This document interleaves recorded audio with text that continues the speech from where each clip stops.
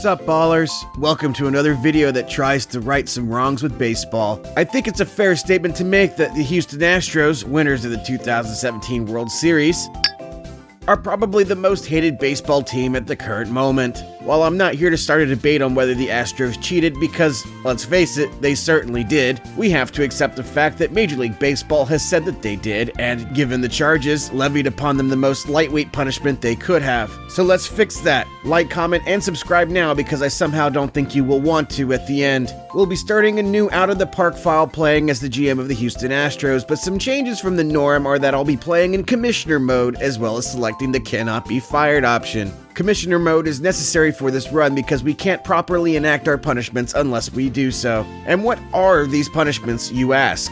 First, all of the players that were on the 2017 Houston Astros Major League roster will be given 3-year suspensions, except for Mike Fiers, who I give the whistleblower treatment. Admittedly, 3 years is a rather arbitrary amount of time, but I thought it would add a level of difficulty since about half of those players are still on the current roster. And in case you don't know how to issue suspensions, go down in the Player Editor tab and add the suspension manually. I had to do this to many players and this took a bit of time, and I realized that a few of the players were also now playing for other teams, which might fuck with them a bit.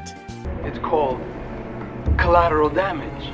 After I issued all of the suspensions, I had to deal with the salaries. In real life, a suspended player would not be getting paid, but that only happens in this game if the player is placed on the restricted list, which, as far as I know, there's no way to do manually despite the players basically being unusable for 3 years. So I set all of the contracts down to $0 during the suspension years, which eventually reset to the league minimum, but that's the best way I could go about it. But another problem now arose. Because all of the suspended players couldn't be removed from the roster due to the aforementioned restricted list issue, I decided to DFA all of the players. You'd think that because of their lengthy suspensions, this really wouldn't matter in the course of this game, but you'd be wrong, and we'll get to that later. For additional punishment, the Astros will forfeit all of their draft picks during the next 3 years as well. I'm jumping ahead a bit, but I wanted to show you that after I altered a file, I was essentially able to delete the Astros draft picks, and when you sim the draft, basically nothing happens and it ends. Honestly, kind of cool. Lastly, the Astros will not be able to make any international signings during the next 3 years, but since I'm the GM and control that, it's basically just a matter of restraint on my part. And with that, we could finally start playing.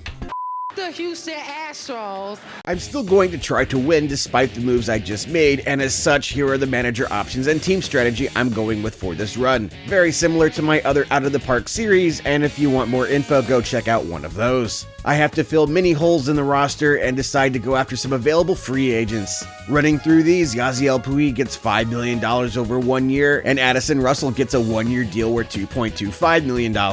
I make an offer to Danny Salazar for a 1-year deal worth $1.5 million, but that wasn't enough, and I offered $3.5 million. Again, not enough, and I offer $4 million, which he finally accepts. One player who thought he was hot shit was Carson Smith. I originally offered him $2 million for 1 year, but he comes back with his little tin cup and I offer him $2.5 million, then $3 million, then $4 million, then $5 million, then $6.5 million, but none of that was satisfactory and I felt a little taken advantage of.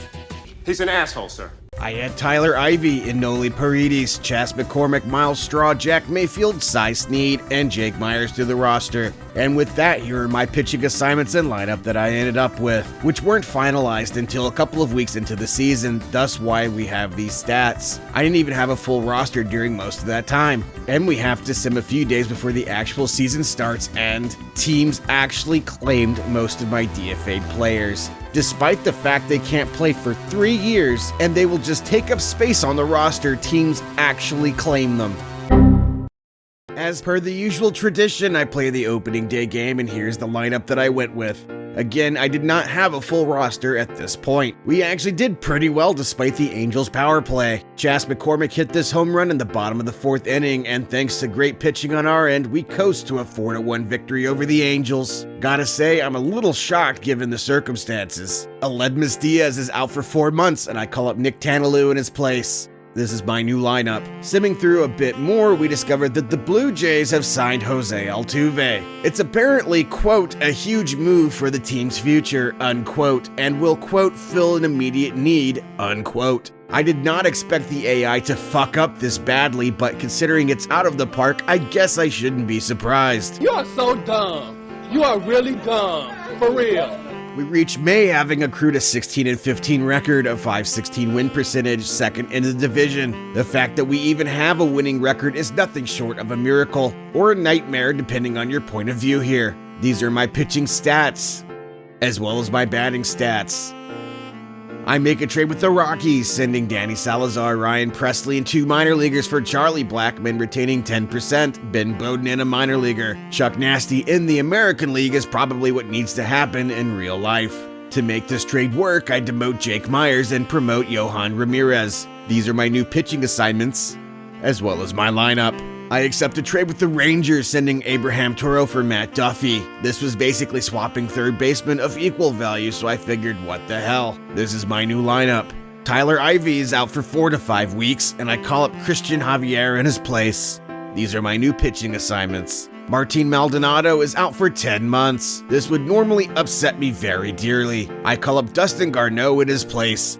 This is my new lineup. Yordan Alvarez is out for 5 weeks, and I call up Taylor Jones in his place. This is my new lineup. The injuries continue as Miles Straw is out for 5 to 6 weeks, and Charlie Blackmon is also out for 2 weeks, and I call up Jake Myers and Drew Ferguson in their places. This is my new lineup. And now the Boston Red Sox signed Justin Verlander. What is going on?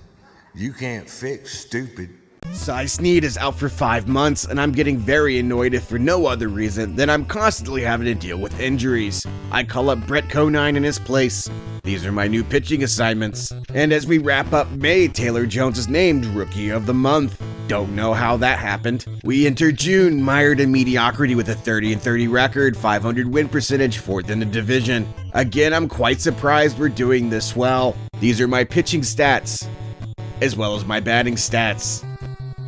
I make a trade with the Padres, sending Josh James, Michael Brantley, Jack Mayfield, and Kyle Tucker for Javi Guerra, Jurickson Profar, Jacob Nix, Abraham Almonte, and a minor leaguer. Mostly did this to juggle the lineup a bit. To make this trade work, I demote Brian Abreu and promote Carmen Benintendi. These are my new pitching assignments, as well as my lineup.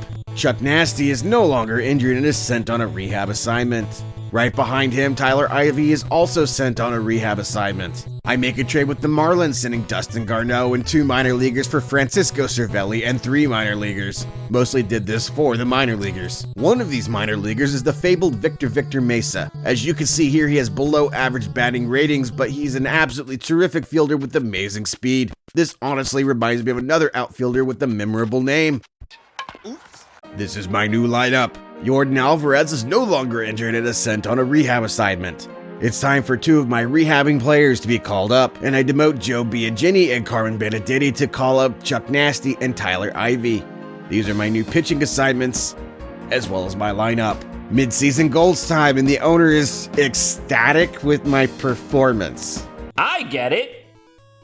I don't get it. Miles Straw is no longer injured and is sent on a rehab assignment. We reached July, still stuck in basically the same place with a 43-40 record, a .518 win percentage, 2nd in the division. If current trends continue, there's a chance we end up in the playoffs just because of a weak division. These are my pitching stats, as well as my batting stats. I make a trade with the Yankees, sending Taylor Jones and Enoli Paredes for Aroldis Chapman and 4 minor leaguers. I wonder how Chapman feels about this move.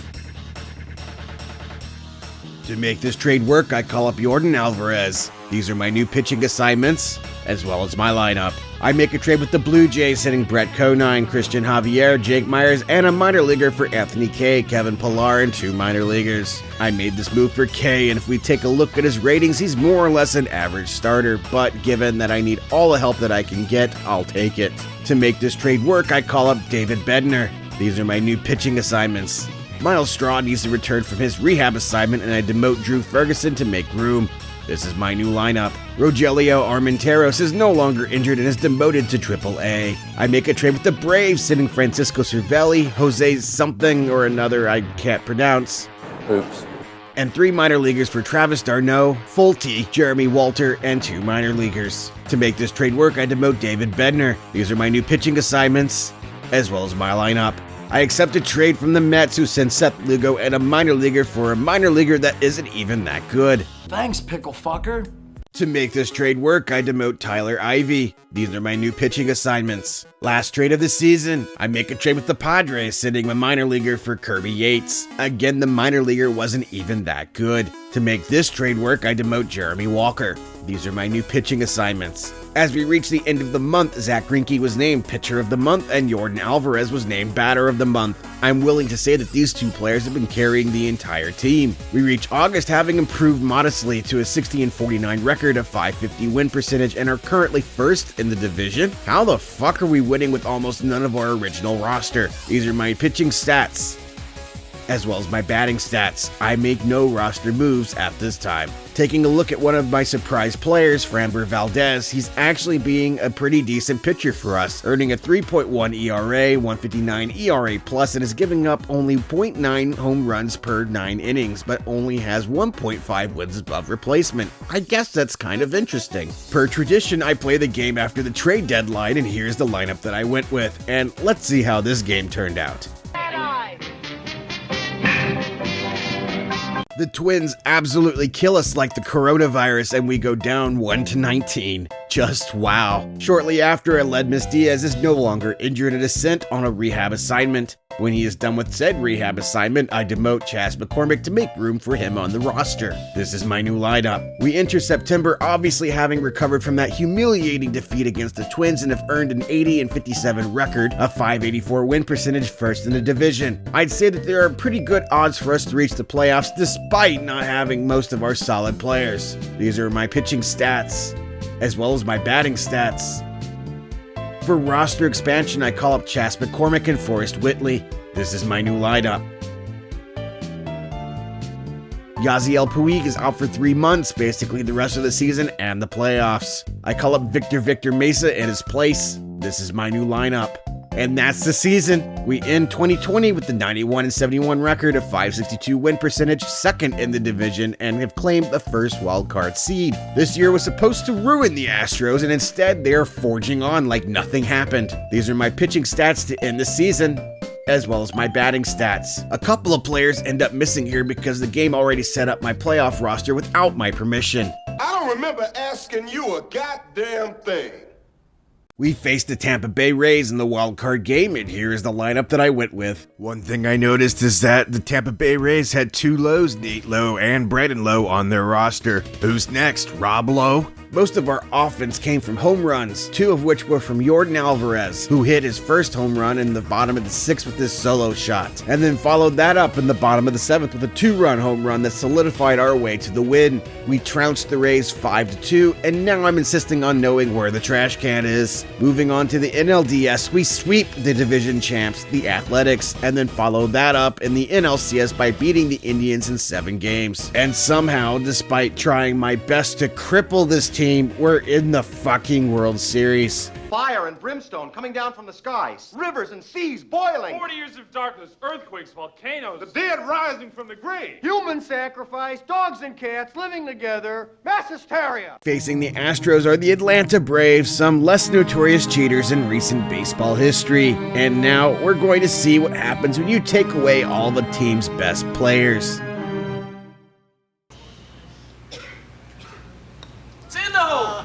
Well, oh look! Wait a minute. Oh my god, why? Why? How did you pull this off? You fucking cheated before, you're fucking cheating now, you fucking disgust me, you fucking cocksucking. Hold it, before we get all too crazy here, I have an admission to make. I cheated.